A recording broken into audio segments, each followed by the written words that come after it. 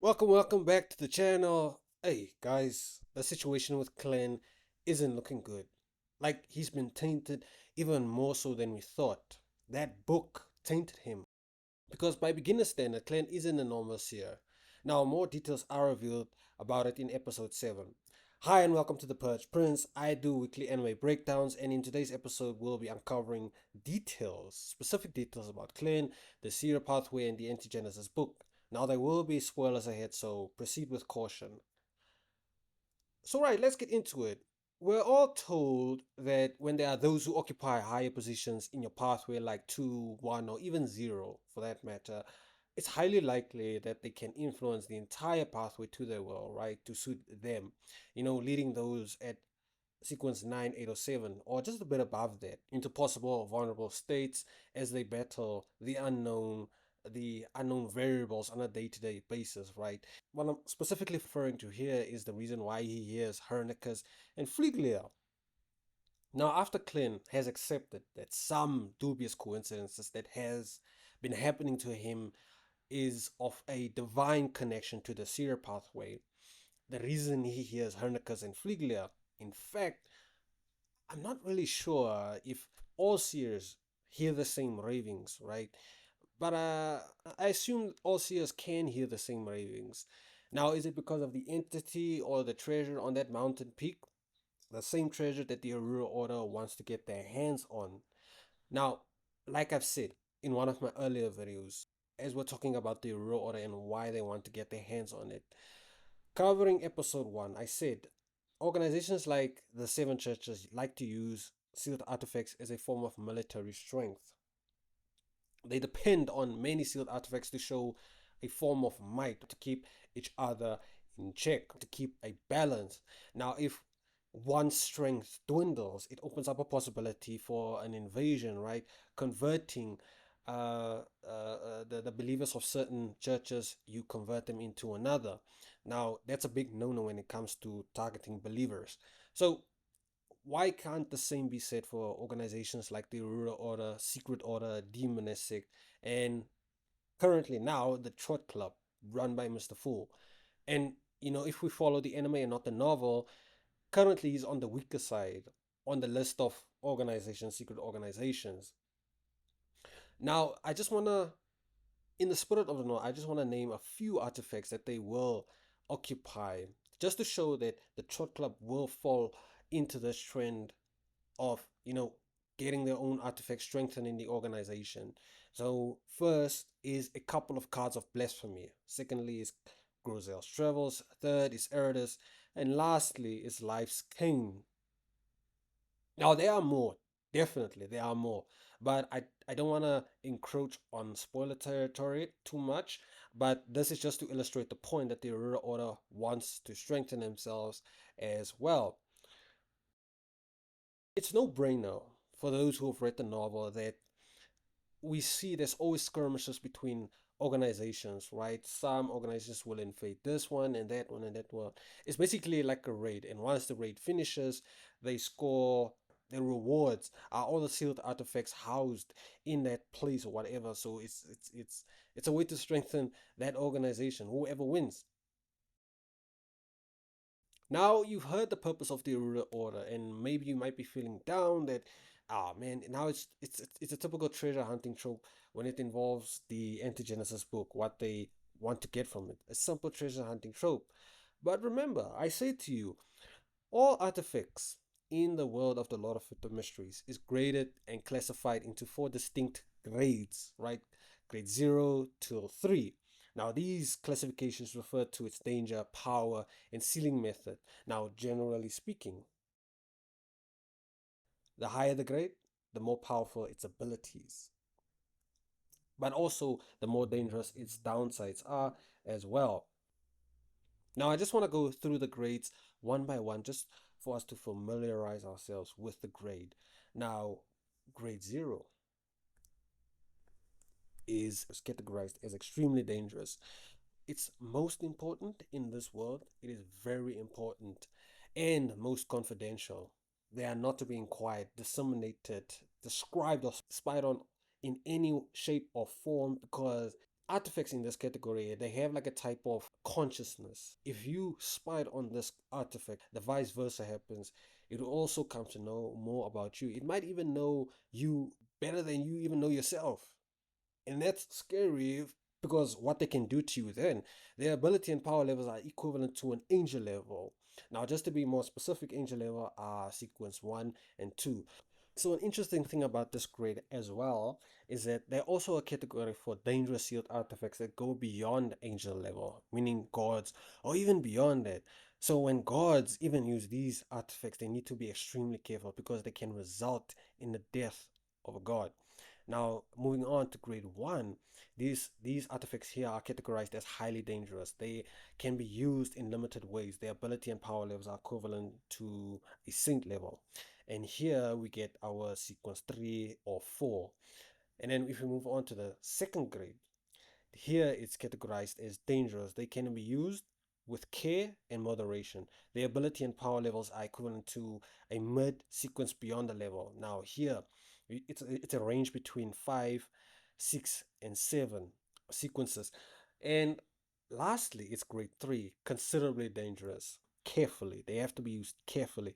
It can only be applied to operations that require a three-man team, right? From the perspective of a church, we see this in episode 6. The three-man team, Klein, Dune, and Frey. They put in a request for the mutated sun emblem, and they use the artifact, but we know that that mutated sun emblem was actually given an incorrect grade because of the investigations and divination Clan did on that artifact. We know it houses a flippin' blood of the god, right? And because it's the blood of a god, but from a relatively safe pathway, the sun pathway, I think that's why they gave it the grade 3. But we know if people were to investigate deeper into who does this blood belong to, well, you know its destructive capabilities. It's even able to penetrate the gray fog. So let me put this into another perspective. If all grades in the world combined total 220 and only, let's say, 31 were of grade 0, if you did the math, you'd have a 13.64% chance of encountering a grade 0 artifact in the world. Now, the Aurora Order hunting for treasure, I think it isn't something typical because here a chance is still a chance. So what if the treasure was something low grade? But what if it was high grade? Sometimes you never see with these treasure hunts, but that's why it's such an integral part of the Beyond the World. If we look at the optics, just the optics, when it comes to treasure hunting, we find treasure hunting is a way of life. It's essential, a reason for a better life, a career for mortals, and a hope for a better life than your betters. Now, a bloodthirsty reasons when it comes to gods. When they do it, it's a reason to overcome your oppressors. Case in point, the true creator. We know what his status is, right? He's oppressed by the seven churches, and he's also sealed somewhere around the world. Now, it's basically this world's version of investing into technology. Think what's happening with AI now, like the AI boom. Businesses, small companies, governments are investing billions into it. Now, if we just zoom back to the Antigenesis book, unfortunately, it wasn't given a grade, even in the novel, right? So even I don't know what grade it is. But let's just go off its description alone. It says it's a book that secretly corrupts the person who flips through its contents, having caused Welch, Naya, and the original clan's death in episode 1. Now, Cyrus has something to say about it, right? From the letter he wrote to Mr. Z, he added some more descriptions about it. He even suspected it's alive in some way and that it's a wicked item armed with a certain life and wisdom. It was something dangerous that needed to be sealed at different stages. You see, it shows different content to different people, he said.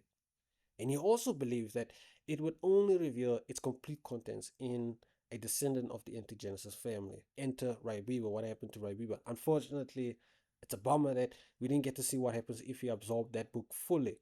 But anyway, what happened when Hornacis and Sirius received the book? We know a coincidence happened where a secret order member sold that book to Hornacis and Sirius. And when they received it, they could only see and read trivial matters of the Antigenesis family, like a general situation about the nation of Evernite on the main peak of the Hornacis mountain range. Now, this is truly interesting. This is really interesting. Think about it. Now we can actually guess the reason why that secret order member sold the relic. Maybe he just wanted some cash on the side, so he went to the archives of his own organization, took out a relic, and sold it. Why? It's because what's interesting here is the book can actually update itself dynamically on the nation of Evernight. And I find that, personally, I find that quite awesome. It's able to update itself over the millennia, over thousands of years on the general situation there. Now, in the hands of an ordinary helper in the secret order, he might have flipped through it, right? Skimmed through the pages and saw it's just a bunch of gibberish. So, why not sell the relic to make some cash? Could have been the reason. Let's go back to Hannah and Cyrus. The three potion formulas that they managed to extract, they hand delivered it to Mr. Z, as stated in the letter. But why was the reason that they actually gave the book away? As you know, the Secret Order has the Seer pathway in its grasp and possesses powerful tracking abilities. So Hannes and Cyrus believed that it would be a risky move to continue keeping that notebook. The value it had presented to them wasn't sufficient enough to take the risk in keeping it. Now that brings us to a puzzling mystery. What is the treasure on the peak of the Hornacis mountain? Or for that matter, what grade is it? Something zero to when missing 4 at the peak of the mountain must be a grade 0, or a sequence 1 beyond a characteristic, or even sweeter, a uniqueness. Now that symbol Klein saw from the cloth puppet might be, no, it is the key to unlocking the treasure. When Klein is erased and when Klein is erased and transported to the mountain by the Angel of Concealment, we know he uses that symbol to try and escape the mountain. But unexpectedly, it opens a door, and a door to the throne room opens. This definitely opened my eyes to how Clint is different from other seers. Like, his humble beginnings are totally different from other seers. After Raibiba's death and Clint having survived the notebook's suicidal attempts, right, it recognizes Clint as the next successor, exemplified by the end of episode 7. But but through the anime, if we keep watching the anime, we know Clint has been getting visions, right? Not just the ravings, but visions as well, right? The visions transports him to the Hernicus mountain, right? He sees the throne room. That's when it clicked that this guy is tainted even more than other seers. Now, talking from the notebook's perspective, no seer has ever been shown the password to the treasure. No seer has ever been haunted by the Antigenesis book it has been doing with Klein all this time. That's fascinating. Now, that's fascinating. Though we know it is said that the notebook only reveals all its contents to a family member. How did Zeratul get to the mountain peak? Like, we know he's there, but you know what? I believe he did something. He managed to fool that book into giving him the same ruin, that same symbol. Therefore, he was first in line to the foggy town trying to steal that treasure, but ultimately failed in his purpose. Now, a short version to why he failed was, he failed because of his own devices. A tactic seers like to use at that level, they like to employ this move of not sending their original body to explore unknown territories. And like that, he sent a split half of his soul to explore that area. If I want to be very specific here, is that at that level, seers have the ability to split their soul, their body, and their astral projection, right? They're able to separate them. The world views the soul, the body, and the astral projection as one, right? So that differentiating between the three, it falls away. Therefore, the world recognizes the three as one thing. So he split his soul and sent it to explore the area. And just like that, the Evernight sprang a trap, severing one side of him, trapping it in Foggy Town. And since both halves need to maintain a mystical connection no matter the distance, right? That's basically you splitting all three aspects. They can actually update themselves in real time, but they still need to maintain a mystical connection no matter the distance. His other half lost control and went mad. So if you Google any rumors about the Secret Order and what they have to say about Zero Tool, they'll tell you that that guy went mad. But that's a discussion for another theory video in the future. So let's move on. I want to address the fight between Klein and Sirius. If we can even call it a fight, I mean that was pathetic how Sirius failed. That that was a lousy fight. What happened there? That was totally pathetic. Sequence 9, Secret Supplier.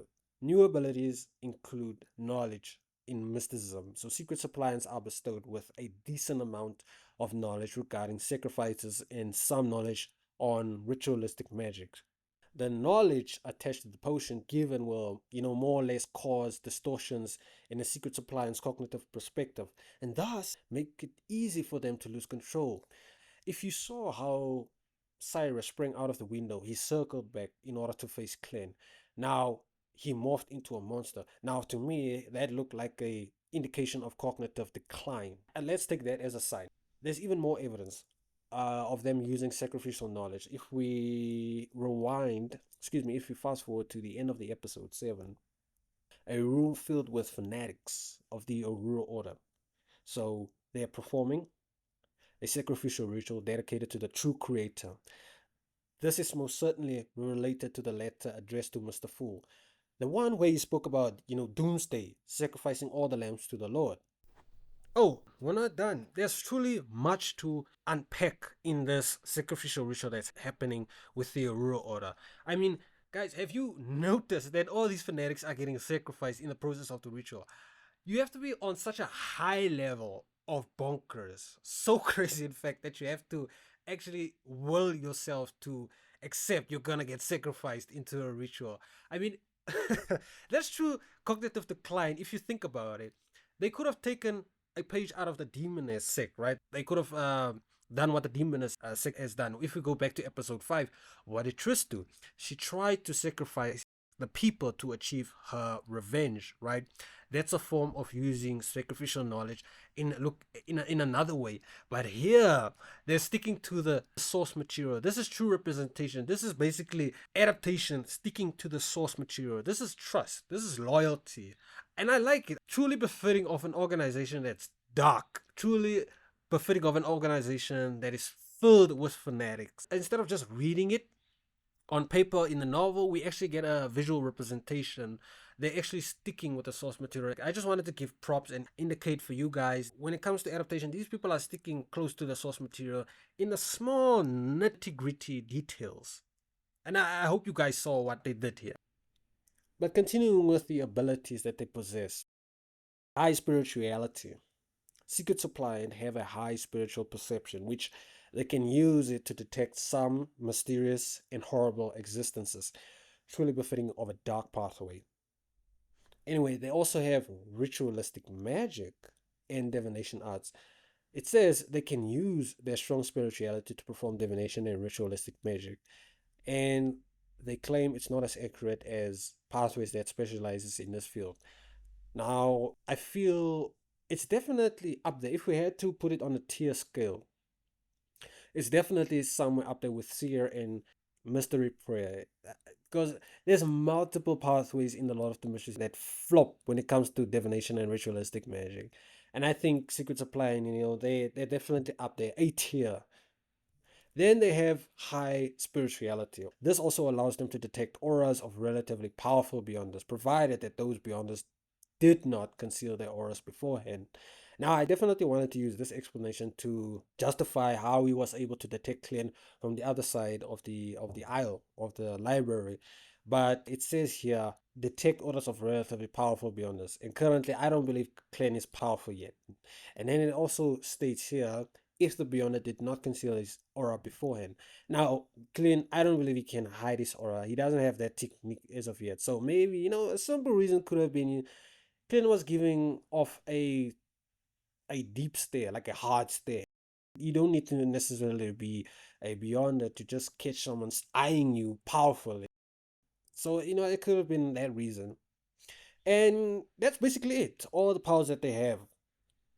Secret suppliers don't have any combat talent. I read through the descriptions. There's no combat talent at all. They're basically the same as Seers and Mystery Prayers. no combat talent. Now, even though he had a monster appearance and looked big, right? Klein at first glance thought Sirius could take him, but I guess it was just his physical appearance scaring Klein. Anyway, that's all for the episode. Thank you guys for watching. Give a likes up for the video and watch out for my episode 8 review coming out real soon. And thank you guys for watching.